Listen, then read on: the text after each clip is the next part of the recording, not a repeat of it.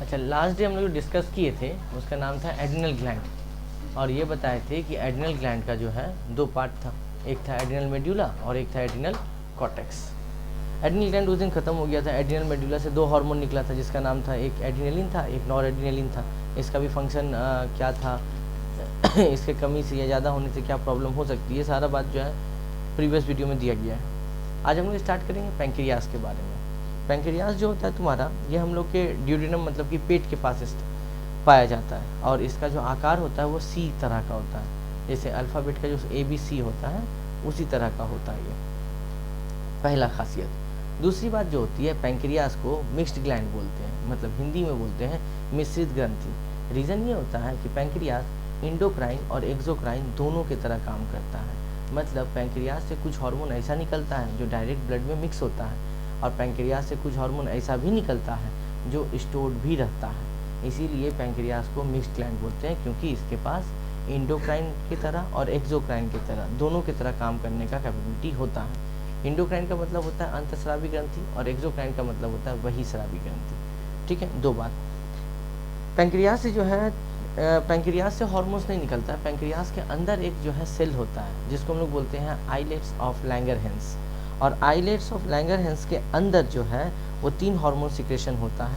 एक होता है alpha beta gamma, that is cell है, बाद में बताते हैं। फिलहाल पर इतने याद रखो कि पैंक्रियास के अंदर में एक सेल पाया जाता है जहाँ से कि हार्मोन निकलता है। तो पैंक्रियास के अंदर जो सेल अवेलेबल है उसका नाम होता है आइलेट्स ऑफ लैंगरहैंस, और उसके अंदर जो 3 हार्मोन्स निकलता है, एक का नाम होता है इंसुलिन, एक का नाम होता है ग्लूकागॉन, और एक का नाम होता है सोमैटोस्टेटिन। तो हमारे सिलेबस में ग्लूकागॉन है और तुम्हारा जो है इंसुलिन है। सोमैटोस्टेटिन हम लोग के सिलेबस में अवेलेबल नहीं है, बट जानने के लिए याद रखो कि 3 हार्मोन निकलता है, एक का नाम होता है इंसुलिन, एक का नाम होता है ग्लूकागॉन, एक का नाम होता है सोमैटोस्टेटिन। इंसुलिन जो होता है ये बीटा सेल से निकलता है, 3 सेल होता है, अल्फा बीटा और डेल्टा। तो बीटा सेल से निकलता है इंसुलिन, अल्फा सेल से निकलता है तुम्हारा जो है ग्लूकागॉन, और जो डेल्टा सेल है उससे निकलता है तुम्हारा जो है दैट इज सोमैटोस्टेटिन। ठीक है, पैंक्रियास जो है मिक्स्ड ग्लैंड, और भी जिसमें तो इंडोक्राइन और एक्सोक्राइन बताए, दोनों तरह से ये काम करता है। और दूसरी बात ये भी होता है कि इसके मिक्स्ड ग्लैंड का तुमसे पूछ सकता है कि कौन कौन से ग्लैंड जो है मिक्स्ड ग्लैंड में आता है। तो तुम्हारे नॉलेज के लिए बता दें, एक होता है टेस्टिस, एक होता है ओवेरी, और एक होता है पैंक्रियास। ये तीनों को मिक्स्ड ग्लैंड बोला जाता है। ठीक है, पैंक्रियास को भी, टेस्टिस को भी जो कि मेल रिप्रोडक्टिव पार्ट है, और ओवेरी जो फीमेल रिप्रोडक्टिव पार्ट है। तो इन तीनों को जो है हम लोग मिश्रित ग्रंथि के नाम से जानते हैं। तो पैंक्रियास के बारे में भी डिस्कस किए, टेस्टिस एंड ओवेरी के बारे में जो है डिस्कशन आगे जाके गोनाड्स में मिलेगा हमको। तो फिलहाल जो है हम लोग पैंक्रियास के बारे में एक करके पॉइंट लिखते हैं, और फिर पैंक्रियास से जो हार्मोन्स निकलता है उसके बारे में लिखना चालू करते हैं। ठीक है, तो लिखें, देखो अग्नाशय पैंक्रियास जो होता है,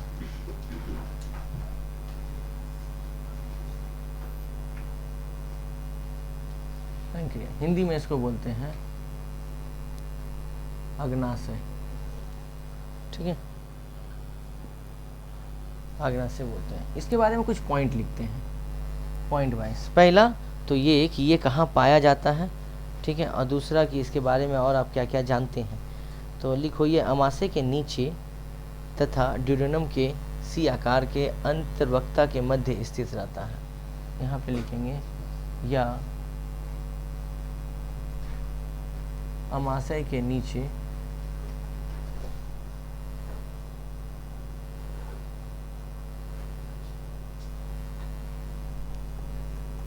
तथा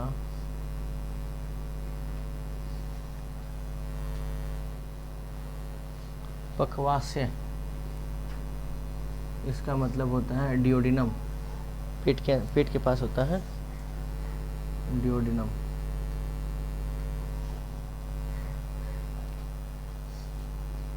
डियोडिनम के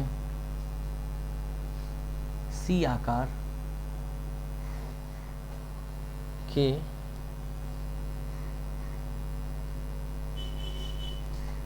अंत वक्रता के मध्य स्थित रहता है, वक्रता के मध्य स्थित रहता है। ठीक है, नंबर 2 पॉइंट जो है, यह एक मिश्रित ग्रंथि है, मतलब मिक्स ग्लैंड है। यह एक मिश्रित ग्रंथि मतलब मिक्स ग्लैंड है।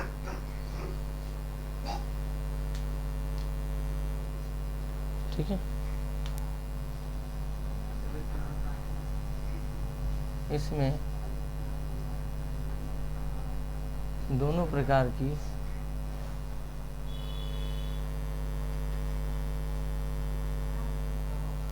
ग्रंथियां पाई जाती है। दोनों प्रकार की ग्रंथि पाई जाती है। एक अंतःस्रावी और दूसरा बहिस्रावी ग्रंथि। ठीक है, तो अगर तुमसे कोई पूछे ना कि इसको मिक्स ग्लैंड क्यों बोलते हैं, तो तुम बताना कि इसमें अंतःस्रावी और बहिस्रावी दोनों ग्रंथि पाई जाती है, इस वजह से इसको जो है मिक्स ग्लैंड के नाम से जाना जाता है। ठीक है, ख्याल रहे बात।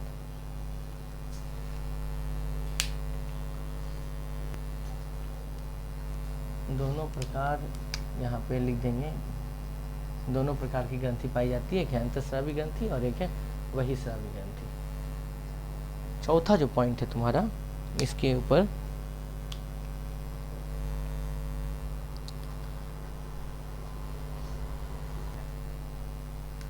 पैंक्रियाज में अंतःस्रावी ग्रंथि के पास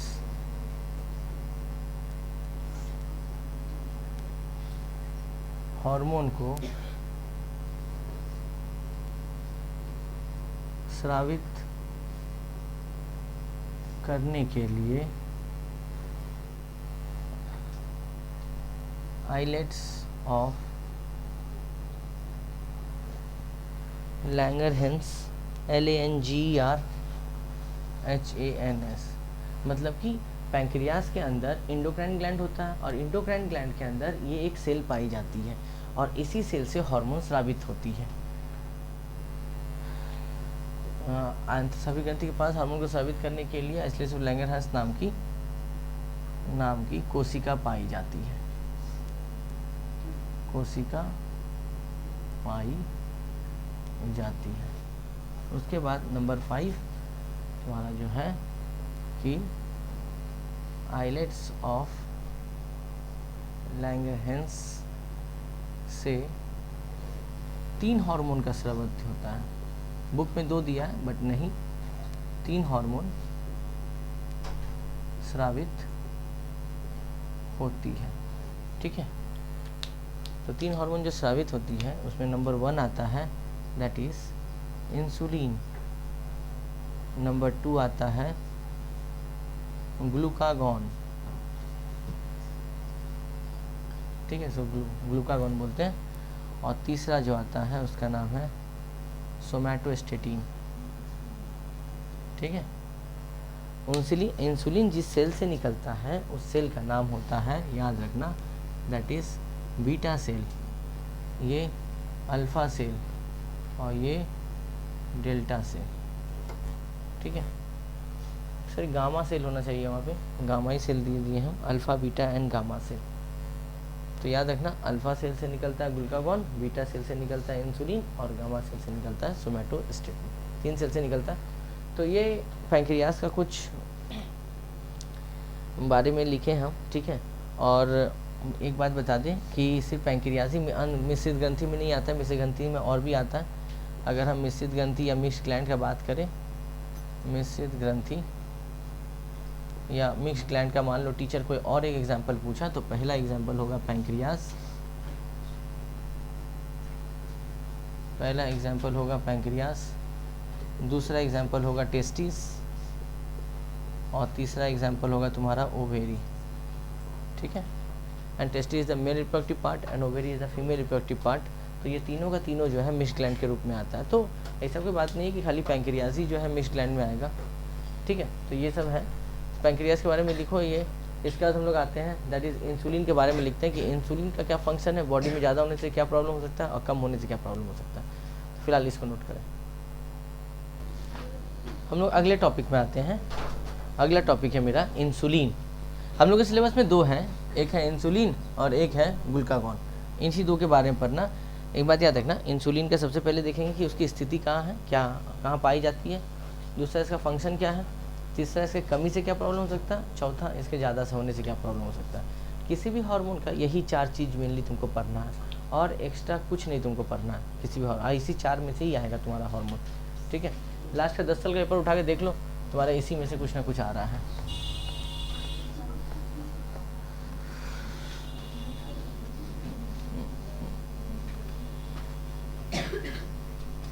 पैंक्रियाज के बाद आते हैं हम लोग दैट इज़ इंसुलिन में। वैसे इसके बारे में पहले तुमको बता देते हैं। इंसुलिन जो होता है ये बॉडी में पाई जाती है और इंसुलिन बॉडी के अंदर जो मेन काम करती है ये शुगर का कंट्रोल का काम करती है। शुगर मतलब बॉडी के अंदर ग्लूकोज के अमाउंट को कंट्रोल करती है। जब बॉडी में हम लोग ज़्यादा कार्बोहाइड्रेट, ज़्यादा शुगर अमाउंट खा लेते हैं तो बॉडी में जो है डायबिटीज़ का प्रॉब्लम हो जाता है। और आज दुनिया में लगभग 70 to 80% के घरों में डायबिटीज़ प्रॉब्लम है। क्यों? क्योंकि इसी शुगर मतलब इंसुलिन हार्मोन की कमी के कारण। बॉडी में अगर तुम्हारा इंसुलिन हार्मोन है, इसका मतलब ये हो गया कि तुम्हारे बॉडी में जो है डायबिटीज़ प्रॉब्लम का होने का संभावना बहुत कम होगी, क्योंकि ये जो तुम्हारा इंसुलिन होता है ये बॉडी के अंदर ग्लूकोज के अमाउंट को जो है कम करते रहता है। ये insulin hormone isolate of Langerhans के बीटा सेल से निकलता है, मतलब लैंगरहैंस के दीपिकाओं सेल से के बीटा सेल से निकलता है। ये से लिखना होगा तुमको, हम लिखवा देंगे करके। दूसरी बात ये होता है कि अगर बॉडी में इंसुलिन ज़्यादा निकलेगा तो देखना बहुत जन को शुगर का बीमारी होता है, जिसको डायबिटीज़ पेशेंट हम लोग बोलते हैं। और हम लोग जानते हैं बॉडी के अंदर डायबिटीज़ का जो नॉर्मल वैल्यू होता है वो लगभग 120 तक होनी चाहिए, ठीक है। 80-120 तक होती है। अगर 120 से ऊपर हो जाता है शुगर लेवल तो डायबिटीज़ प्रॉब्लम हो जाता है। तो बॉडी के अंदर शुगर लेवल को मेंटेन करने के लिए हम लोगों को ज़रूरत पड़ता है इंसुलिन हार्मोन का। और ये इंसुलिन हार्मोन आर्टिफिशियल नहीं बनाई गई है, इतना पावरफुल। आर्टिफिशियल बनाई तो गई है, ये तो नहीं बोल सकते कि पूरी तरह से नहीं बनाई गई है, लेकिन इतना पावरफुल नहीं बनाया गया है कि बॉडी में देने से पर डायबिटीज़ प्रॉब्लम मेरा ठीक हो जाए, इतना पावरफुल ना बनाया गया है। तो बॉडी के अंदर से ये इंसुलिन निकलती है हम लोग बॉडी में। जब भी हम लोग कुछ कार्बोहाइड्रेट सामान या मीठा सामान खाते हैं तो बॉडी के अंदर क्या होता है, शुगर लेवल बढ़ते चला जाता है। तो उस शुगर लेवल को डाउन करने के लिए या कंट्रोल करने के लिए ग्लाइकोजेनेसिस प्रोसेस होती है और उसमें जो है मेनली रोल निभाती है तुम्हारा ये दैट इज़ इंसुलिन। तो बॉडी के अंदर इंसुलिन का एक अहम भूमिका होती है। लेकिन बॉडी के अंदर एक इसका एंटी इंसुलिन भी होता है जिसका नाम होता है ग्लूकागॉन, और इसका काम होता है बॉडी के अंदर शुगर लेवल को कंटिन्यूसली इंक्रीज़ करना। तो हम बाद में आते हैं। अगर बॉडी के अंदर इंसुलिन कम निकला तो आपका बॉडी के अंदर शुगर लेवल दिन पर दिन बढ़ते चला जाएगा और आपको प्रॉब्लम होगा डायबिटीज़ का। और अगर बॉडी के अंदर शुगर लेवल ज़्यादा निकला, अगर तुम्हारा जो शुगर लेवल इंसुलिन ज़्यादा निकला और शुगर लेवल बहुत कम हो गया, तुम ही सोचो अगर इंसुलिन ज़्यादा निकलेगा तो मेरा शुगर लेवल क्या होगा, डाउन होगा। और इंसुलिन अगर कम निकलेगा तो शुगर लेवल मेरा क्या होगा, अप होगा। तो रीज़न ये बात ये है कि अगर इंसुलिन बॉडी में ज़्यादा निकला और शुगर लेवल बहुत कम हो गया तो फ्रैक्शन ऑफ सेकेंड के लिए आदमी कोमा में भी जा सकता है, जिसको हम लोग एक शॉक बोलते हैं, इसको हाइपोग्लाइसीमिया इसको बोलते हैं नाम। यस करेक्ट, हाइपोग्लाइसीमिया इसका नाम होता है। बहुत सारा पेशेंट जिसके बॉडी के अंदर जो है तुम्हारा जैसे सिमिलर थिंग में happen to the diabetic patient if an overdose of insulin. मान लो कि किसी आदमी को जो है बॉडी में शुगर हुआ है, ठीक है, और डॉक्टर क्या किया, इंसुलिन का डोज उसको बहुत ज़्यादा दे दिया तो शुगर लेवल फट से फॉल करके एकदम डाउन चला गया, नीचे हो गया।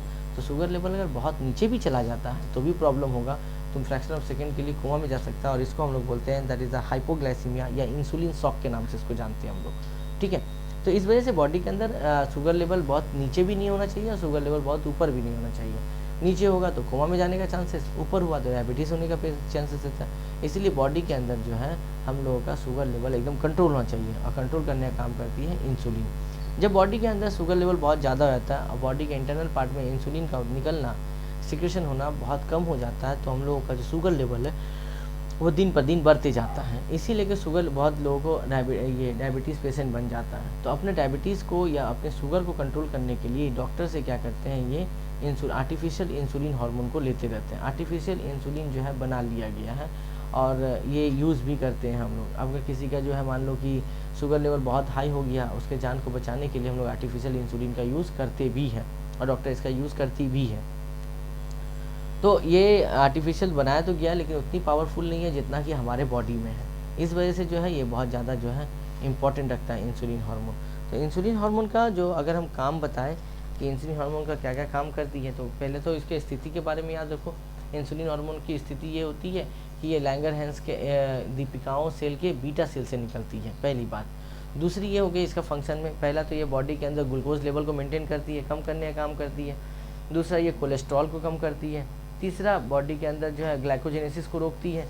और चौथा तुम्हारा जो है ये लीवर सेल से कीटोन का निर्माण करती है। ग्लाइकोजेनेसिस को रोकती मतलब क्या कि अगर बॉडी के अंदर हम पहले बताएं कि इंसुलिन का जो दुश्मन है वो है ग्लूकागॉन, और ग्लूकागॉन का काम होता है शुगर लेवल को बढ़ाना और इंसुलिन का काम होता है शुगर लेवल को घटाना। तो इंसुलिन जो है वो एंटी ग्लूकागॉन है, उसके अगेंस्ट में काम करती है।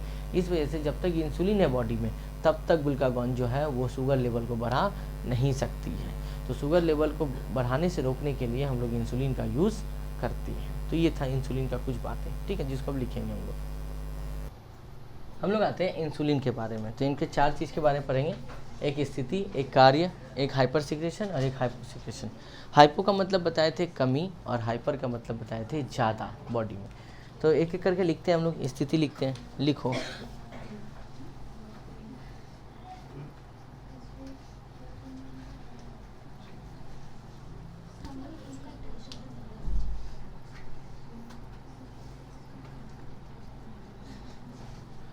ये लैंगरहैंस की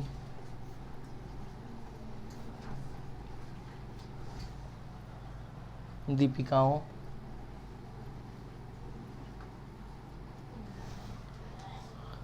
की बीटा कोशिका द्वारा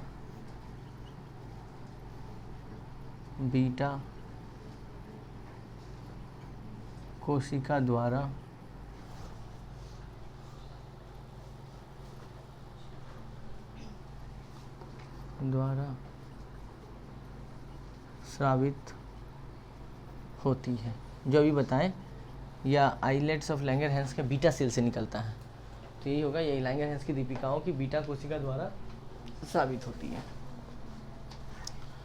ठीक है। दूसरा इसका कार्य, तो एक एक करके करते हैं। ये रक्त में पहला होगा, या रक्त में कोलेस्ट्रॉल की मात्रा को नियंत्रित करती है, या रक्त में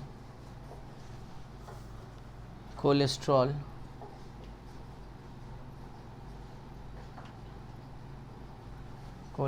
की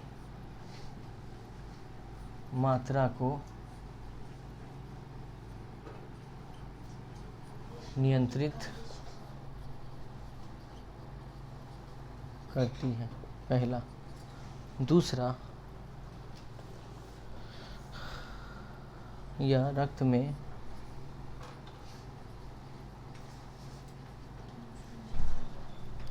प्रोटीन की मात्रा को संश्लेषित कर प्रोटीन की मात्रा को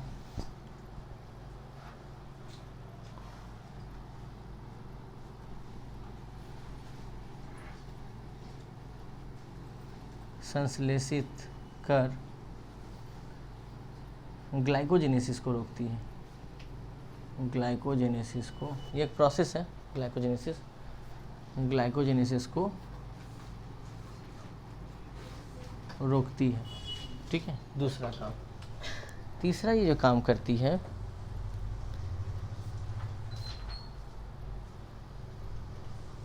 यह यकृत में कीटोन का निर्माण करती है, लीवर में, या यकृत में कीटोन का निर्माण करती है,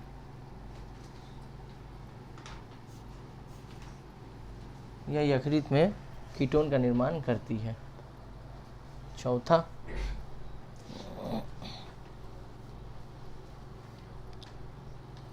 ये रक्त में शुगर की मात्रा को नियंत्रित करती है, या रक्त में शुगर शर्करा की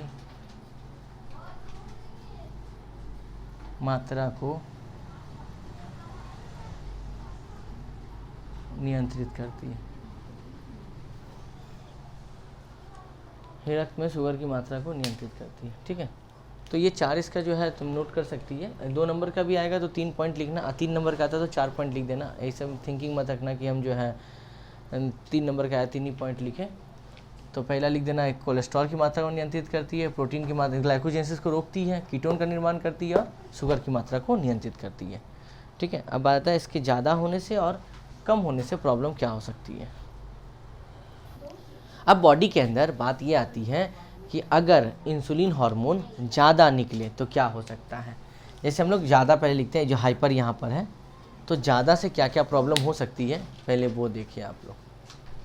ठीक है, तो पहला तो बाबू ये है कि बॉडी के अंदर अगर इंसुलिन हार्मोन अगर ज़्यादा निकलता है तो आपका जो शुगर लेवल है वो डाउन हो जाएगा। ठीक है, यहाँ लिखते हैं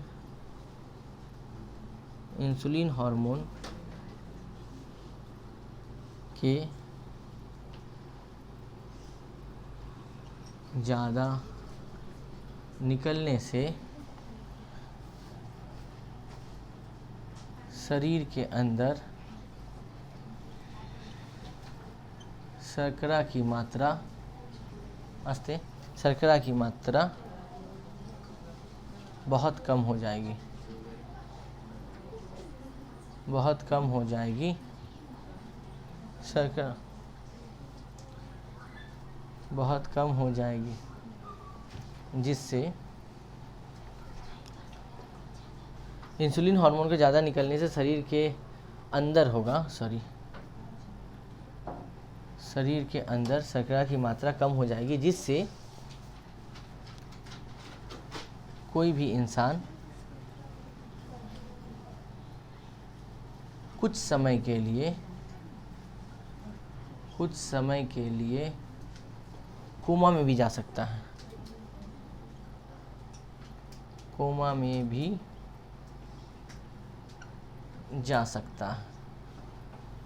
कुछ समय के लिए, फ्रैक्शन ऑफ सेकंड के लिए कोमा में भी जा सकता है।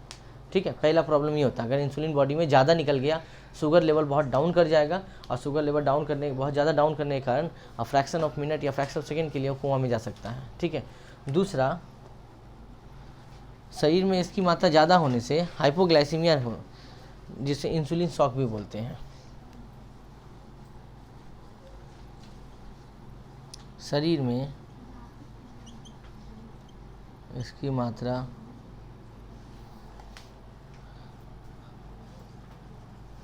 ज़्यादा डाल देने से इंसुलिन शॉक की संभावना रहती है। इंसुलिन शॉक की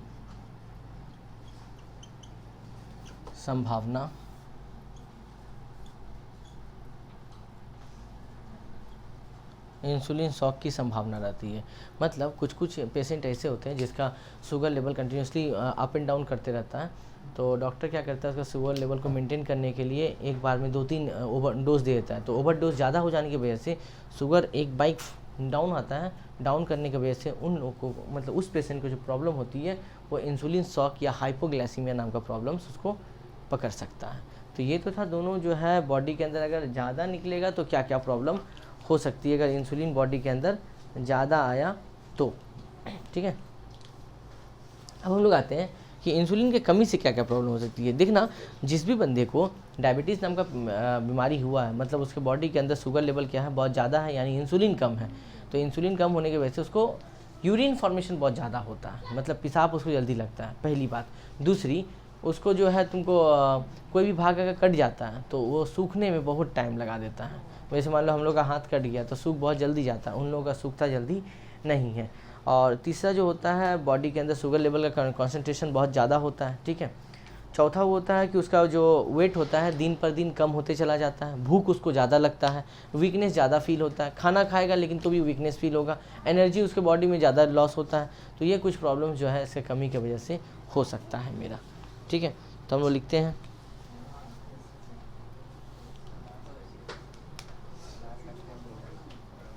और वैसे एक बार और बता दें कि हम लोग के बॉडी में जो ग्लूकोज की मात्रा जो होनी चाहिए 180 जो है 180 तक लास्ट होनी चाहिए। 180 से अगर ऊपर जाता है तो फिर प्रॉब्लम कर जाएगा। 180 लास्ट, ठीक है, शुगर लेवल 180 तक लास्ट होनी चाहिए। तो लिख सकते हैं यहाँ पे कि इसकी कमी से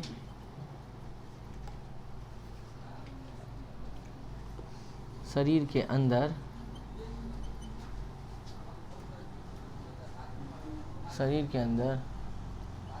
यूरिन का फॉर्मेशन ज़्यादा होता है। यूरिन का फॉर्मेशन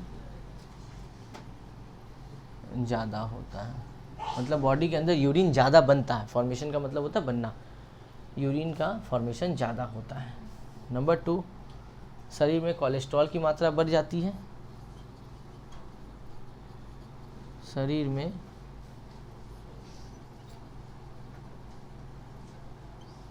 कोलेस्ट्रॉल की मात्रा बढ़ जाती है, ठीक है। दूसरा, तीसरा, ग्लाइकोजिनोसिस प्रोसेस को नहीं रोक पाती है। ग्लाइकोजिनेसिस प्रोसेस को नहीं रोक पाती है।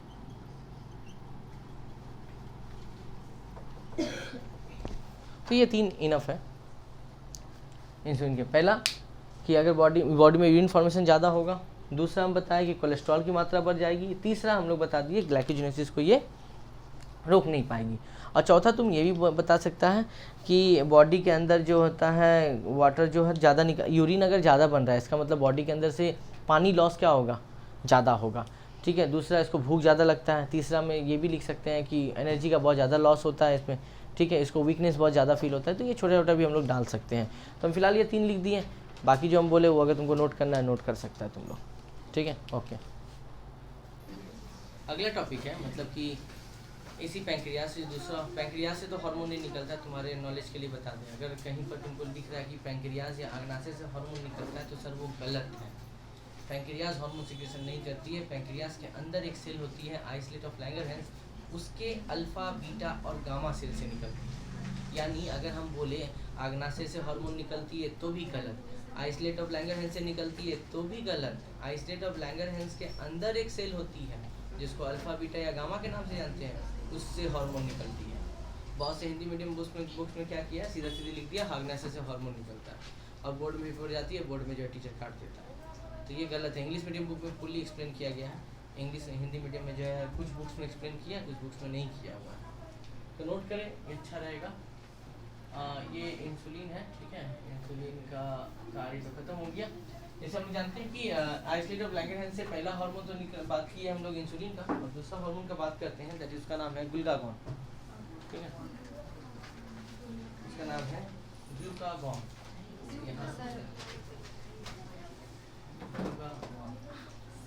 इस हार्मोन का बात करें, ये जो है तुम्हारा आइसलेट ऑफ लैंगरहैंस से निकलता है, लेकिन ये निकलता है अल्फा कोशिका से, ठीक है। अल्फा होता है उसका नाम। अगर तुमको हिंदी में लिखना, बगल में हिंदी में भी लिख सकते हैं, इंग्लिश में ALPHA लिख दे, अल्फा सेल से, ठीक है। ओके, अब अगला देखो क्या है।